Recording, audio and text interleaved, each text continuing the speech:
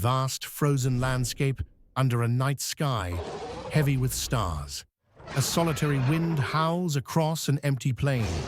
In the distance, the silhouette of a weirwood tree, pale and ancient, its red leaves rustling in the gloom. The land is not yet called Westeros. It is only the world, raw and waiting. Long before thrones were claimed and banners were raised, before dragons carved fire into the sky and whispers of magic crept into court halls, the land we now call Westeros was silent. No castles, no swords, no names, only forest, stone, and the long, quiet tread of time. The children of the forest, first keepers of magic. They were the first people, though they did not call themselves that. The children of the forest were small in stature, slender, dark-eyed, and as old as the trees they worshipped. They did not build cities. They carved faces into weirwoods and whispered to the gods in the rustling of leaves. They were not human.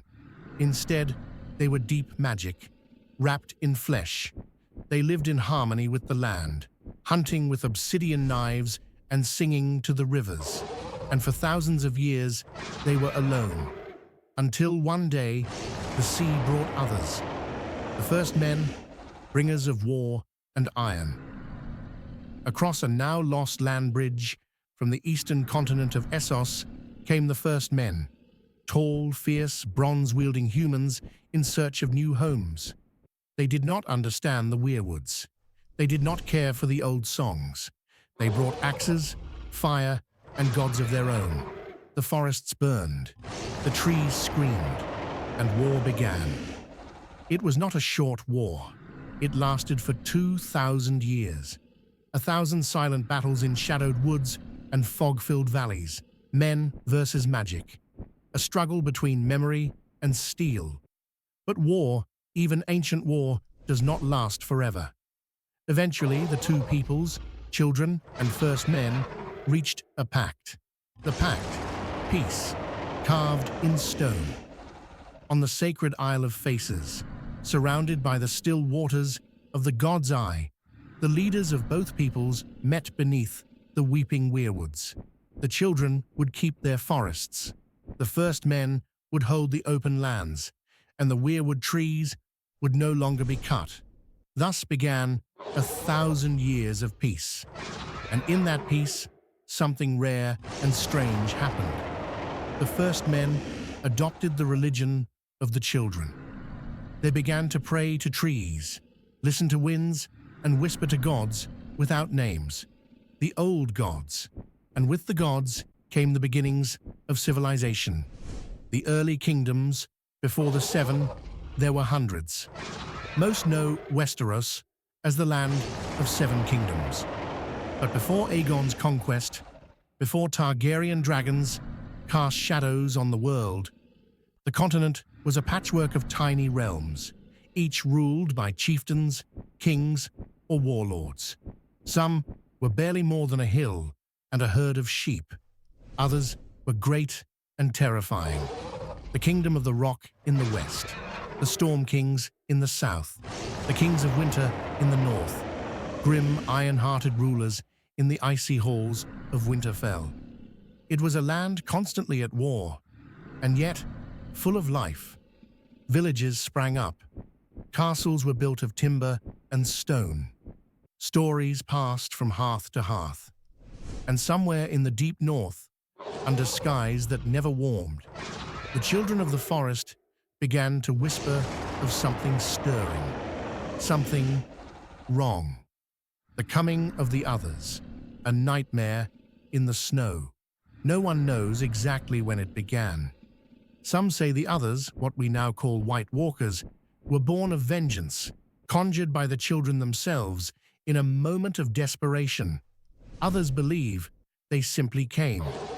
From the farthest reaches of the north, beyond the haunted frostfangs and wind-carved peaks, they descended with ice in their veins and death in their wake. The sky darkened. The cold deepened. The long night had begun. The long night, light fails, fire fights back. The long night was more than winter. It was a cataclysm. Crops died. Babies were stillborn. The dead walked. Across the known world, chaos reigned. And yet, from the dark came fire. Azor Ahai, a hero with a burning sword, Lightbringer, forged in sorrow and sacrifice. Or so the tales say. He fought the darkness and pushed it back. Perhaps not alone, perhaps not even real. But the others retreated. And from that horror, Westeros learned to fear what sleeps in the snow. The wall rises, memory made of ice. To keep the darkness out, the first men and their descendants built the wall, a towering monument of stone, ice, and forgotten magic. It was more than a fortification. It was a warning, 1,000 feet high, stretching from sea to mountain. And behind it, the Night's Watch was founded. Not just soldiers, but guardians of memory, sworn to keep the world safe from what it hoped to forget. And so, the ancient age ended. The others faded into myth. The children disappeared into the shadows. And men began to forget. Rolling black hills under a blood-orange sky. Smoke coils from distant mountains. Lava pulses deep within the earth. In the center of it all, white towers rise from obsidian cliffs. Dragons circle overhead like shadows with wings. Welcome to Valyria. Before the Iron Throne, before Westeros knew the taste of fire, there was a place so powerful, so otherworldly, that even its ruins inspire fear centuries later. Its name was Valyria, a land of magic, dragons, and a people who believed they were the closest thing the world had to gods. But as with all gods made of flesh and pride, their end came as surely as their rise. The rise of the Dragon Lords. The Valyrians began as simple shepherds on the eastern continent of Essos. They herded goats in the shadow of the 14 Flames, a ring of volcanic mountains that trembled with ancient fire. And it was there, so the legends say, they found dragons, not the tame, noble creatures of modern fantasy, but wild, flame-wreathed monsters who ruled the skies and scorched the land beneath. The Valyrians did not flee. They learned. They studied. They experimented. They bound the dragons to their will through blood magic, spells, and perhaps darker things, best left untranslated. And with fire under their command, they began to build the Freehold, Empire of Fire. The Valyrian Freehold was not a kingdom. There were no kings, no queens. It was a web of powerful families, noble bloodlines, called the Dragon Lords. They ruled by consensus and by fear. Their capital was a shining city of towers and bridges, carved from black stone and decorated with flames that never died. They mastered magic unlike any civilization before or since. They created roads that never cracked, built weapons that never dulled, and bound giants, wyverns, and possibly even time itself into their service. But their greatest weapon, always, was the dragon. The Valyrian expansion was swift and brutal. Every army that stood against them was burned. And soon, their influence stretched across much of Essos, 1,000 cities under a single, smoldering banner: blood and power. The Dragon Lord families, among the families of Valyria, none were more ancient or more arrogant than the Targaryens. They were not the most powerful, not at first. In fact, they were minor nobles, often mocked by the greater houses. But they held something no other family did: foresight, or perhaps fear. Because while the other Dragon Lords sought glory, the Targaryens left Valyria years before it fell. They crossed the narrow sea and settled on a lonely volcanic island called Dragonstone, off the coast of Westeros. And then the world ended. The doom of Valyria, fire that devoured a world. No one knows what caused it, Some say the earth split open. Others whisper of a magical experiment gone wrong, or that the gods finally judged a people who flew too close to the sun on wings of flame. Whatever the reason, the 14 flames erupted all at once. Towers crumbled, rivers of lava drowned cities, mountains split. The sky turned red for years. The Valyrian freehold, the most powerful empire in the known world, was gone in a day. The dragons screamed as they died. Magic cracked, and with it, the very shape of the world changed. Valyria became a smoking ruin, a place no one dared enter, not even centuries later. They called it simply the Doom, what was lost. The Doom wasn't just a catastrophe, it was the extinction of knowledge. Spells that once healed the sick, shaped stone, and whispered secrets to the stars. Gone. Scrolls turned to ash, books melted, towers fell into chasms, and from that silence rose fear. Because what happens when a world ruled by dragons loses its masters? Who takes the fire next? The Targaryens remain. On Dragonstone, the last Valyrian family watched the red glow on the horizon. The Targaryens were now the only dragon lords left in the world. 5 dragons, 1 family, 1 vision. And across the narrow sea lay a land of fractured kingdoms, petty wars, and ancient houses too proud to kneel. Westeros did not yet know what was coming, but the sky was beginning to change. A windswept beach, black volcanic stone, glistens in the mist.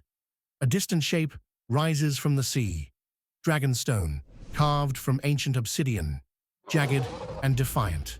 Overhead, a shadow circles, the beat of leathery wings. Something approaches.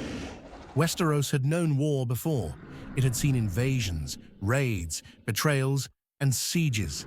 But it had never known dragons, and it had never known Aegon. Aegon of House Targaryen. The Conqueror. He was not a king. Not yet. He was simply a lord of Dragonstone. A tall, quiet man with silver hair, purple eyes, and a mind that measured in centuries, not days. By his side were his 2 sisters, Visenya and Rhaenys, each a dragon rider, each a weapon of war in their own right. And together, the 3 siblings had a dream, not of conquest, but of unification. Westeros was fractured, 7 kingdoms vying for dominance, locked in endless conflict. Aegon believed it could be one realm, not for glory, but for order. Of course, order would come in the shape of fire. 3 dragons, 3 riders. They had what no one else in Westeros possessed: dragons. Aegon rode Balerion, the Black Dread, the largest dragon ever known, whose wings could darken a castle and whose fire melted stone. Visenya rode Vagar, nearly as fearsome, with a temper as cold as her rider's steel. Rhaenys rode Meraxes, graceful and curious, a mirror to her laughter and light. With these creatures, Aegon did not simply march to war. He soared above it, the resistance of the 7 kingdoms. At first, the kings of Westeros laughed. The Storm King, the king in the north, the Reach, the Riverlands, each believed their armies strong, their walls thick, their loyalty unbreakable. But they had never faced fire made flesh. Castles burned, armies crumbled beneath wings and flame. At Harrenhal, the proudest and strongest fortress in the land, Lord Harren the Black refused to yield.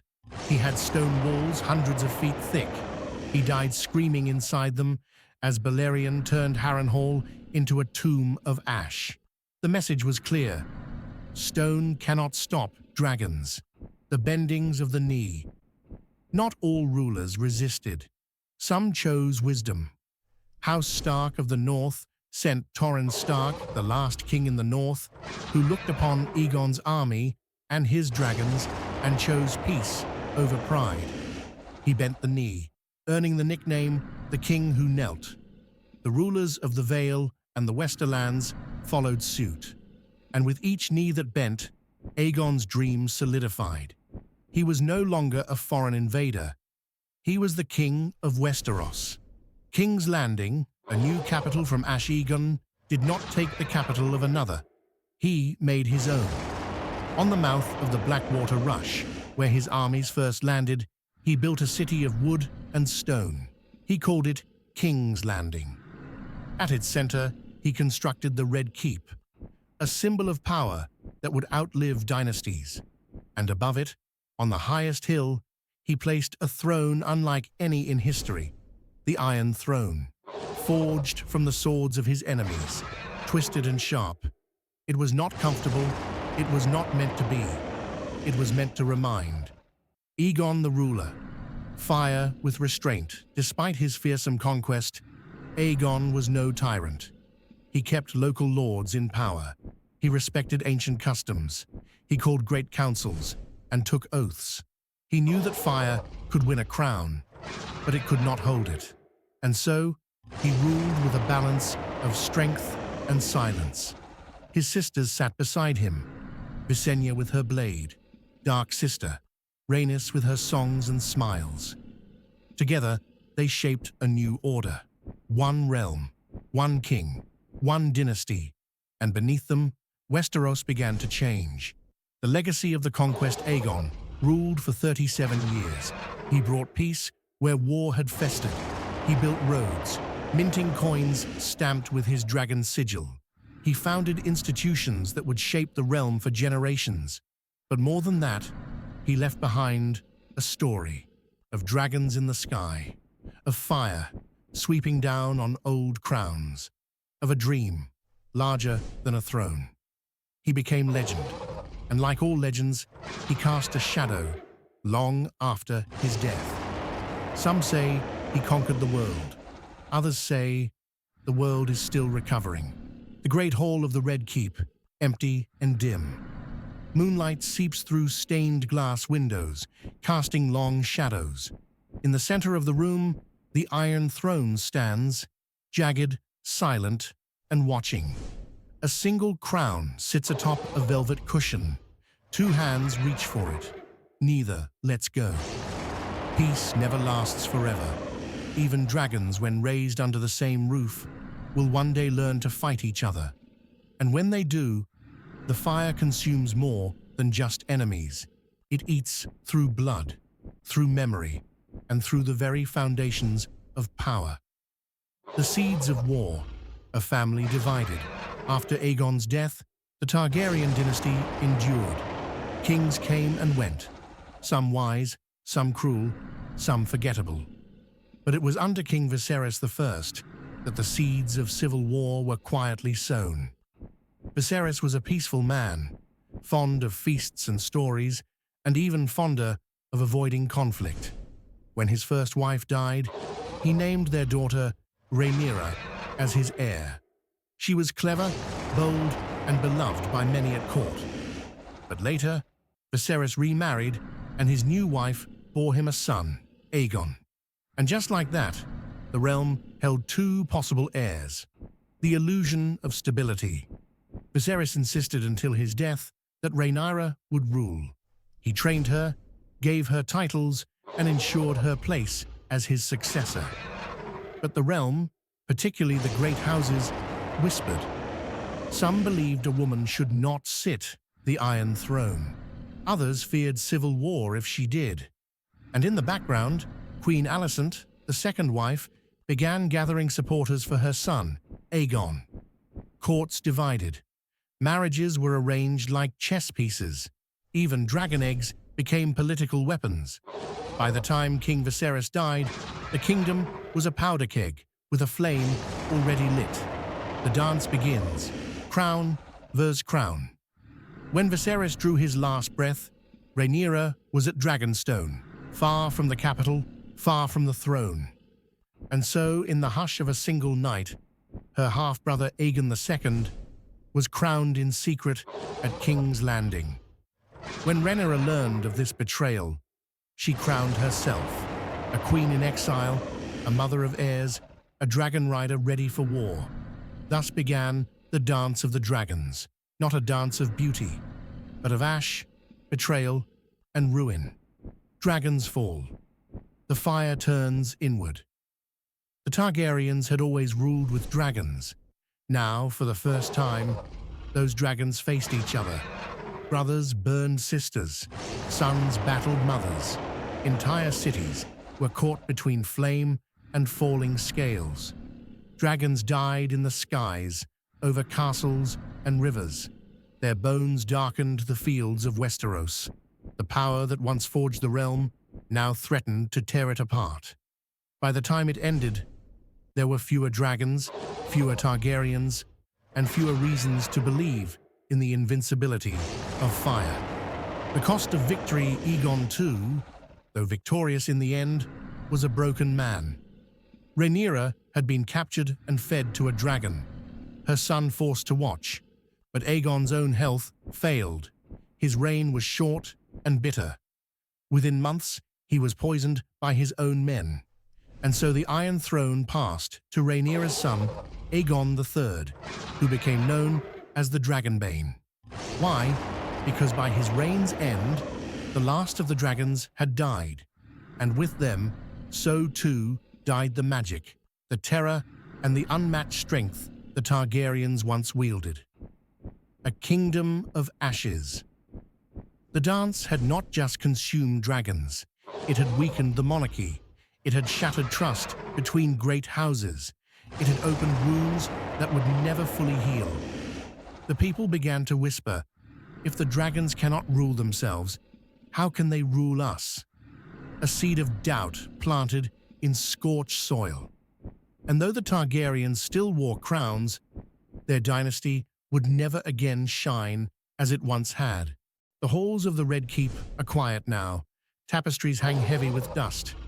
The Iron Throne stands, jagged as ever, but empty. Outside, a lone raven circles. Time has passed. The dragons are dead, but the fire smolders still. Once, the Targaryens were the gods of this world, but by the time the last dragon took its final breath, they were just people again. Haunted people, paranoid people, desperate for a power they no longer fully understood. And so began the slow unraveling, not with a scream, but with a sigh. The last dragons, dwindling fire. Aegon III, the boy king who watched his mother die in dragon flame, was crowned in sorrow. His rule was quiet, but it bore a name, the Dragonbane.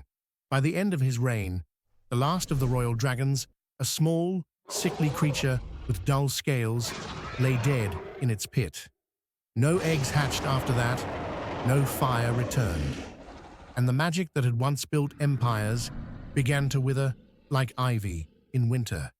The slow decline. With their dragons gone, the Targaryens lost more than weapons.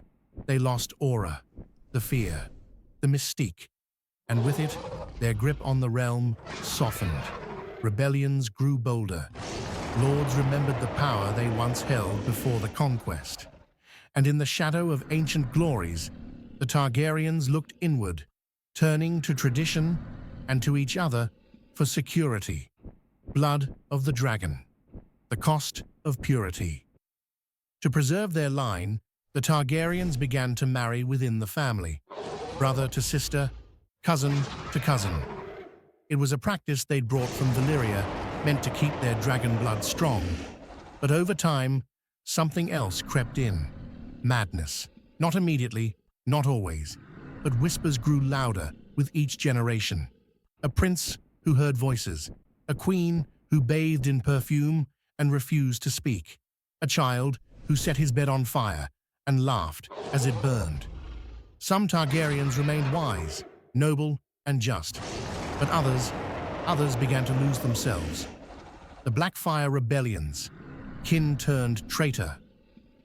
One such fracture came from Demon Blackfire, a legitimized Targaryen bastard. He was gifted the sword Blackfire, the ancestral blade of kings, and declared himself the rightful ruler. His rebellion, and those of his descendants, would torment the realm for generations. Each uprising tore at the Targaryen hold on power. Each defeat cost them not just men, but myth.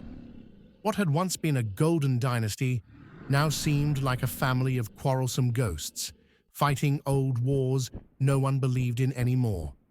The tragedy of Summerhall, fire and folly near the end of their reign. One king, Aegon V, known as Egg in his youth, dreamed of restoring Targaryen greatness. He believed the key lay in dragons, so he gathered alchemists, pyromancers, and prophets at a summer palace far from court. There, in secret, he attempted to hatch dragon eggs long turned cold. The result? Summerhall burned. The king died. So did his son, Prince Duncan, and many others. What exactly happened is lost to time. All we know is that fire consumed hope and left only ashes and silence. The Mad King rises. The final blow came with Aerys II, the last Targaryen to sit the Iron Throne. At first he was charismatic, full of vision, but power twisted him. Paranoia devoured him. He began to see treason in every corner. He burned his advisors. He hoarded wildfire beneath the city. By the end, he trusted no one, not even his own family. And when the realm finally rose up against him, he screamed for the capital to be burned, for fire to take the world with him. It didn't, because Jaime Lannister, one of his own Kingsguard, killed him before he could speak the command. And just like that, the Targaryen dynasty ended. One last ember, or so it seemed. Two children, Viserys and Daenerys, fled across the narrow sea, exiles with silver hair and nothing else.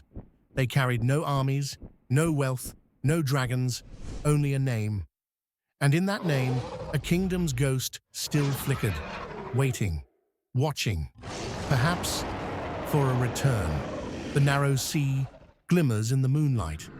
Gentle waves lap against a forgotten shore. A ship rocks quietly in the harbor. On its deck, a silver-haired girl stands beneath the stars, barefoot, alone, and with fire in her blood. Every story ends where another begins. The dragons were gone. The Iron Throne had new hands upon it. The Targaryens were ghosts of a bygone age. But ghosts do not sleep forever. And sometimes what is broken returns, not as it was, but as something new. Exile and echoes. The Targaryen children. After Robert's rebellion, the two youngest Targaryens, Viserys and Daenerys, were spirited away to Essos. There, they wandered from city to city, clutching at a legacy the world had buried. Viserys, obsessed with reclaiming the throne, drifted further into delusion. But Daenerys, she listened, she watched, and she waited. Where Viserys clung to the past, Daenerys began to imagine a different future. One not built on bloodlines alone, but on fire rekindled. The hatching, fire reborn. They were thought to be nothing more than relics. 3 dragon eggs, fossilized and stone-hard, given to Daenerys as a wedding gift. She cradled them, dreamed of them. And then, in the funeral pyre of her husband, she walked into the flame. And from those ashes, the impossible happened. The dragons returned. Tiny, screeching, smoke-scaled miracles. For the first time in over a century, wings beat against the night sky once more.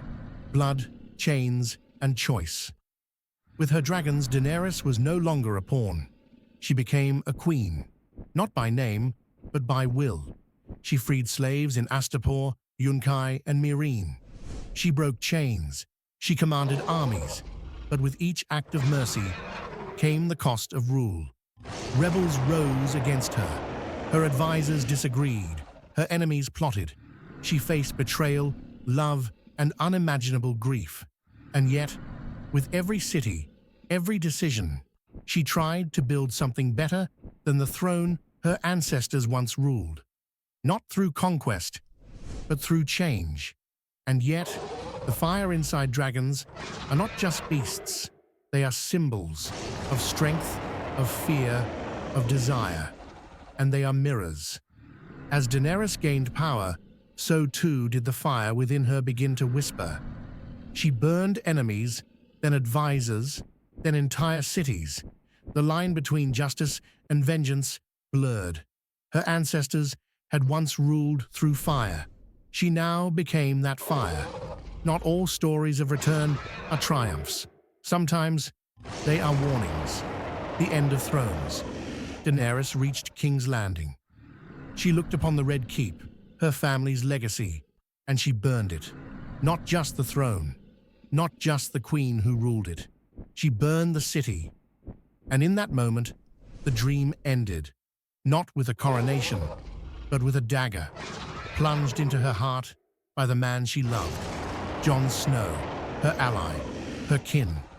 He killed her, not for power, but because he feared what her power had become. And just like that, the last Targaryen dreamer died. What remains, the Iron Throne, that twisted seat of ambition and war, was melted by dragonfire. The realm broke and reformed, not under a king, but under a council. The age of dragons was over, again. And yet, somewhere in the east, Drogon, the last dragon, flew into the unknown, carrying his mother's body, carrying centuries of legend, and perhaps a secret yet to be told.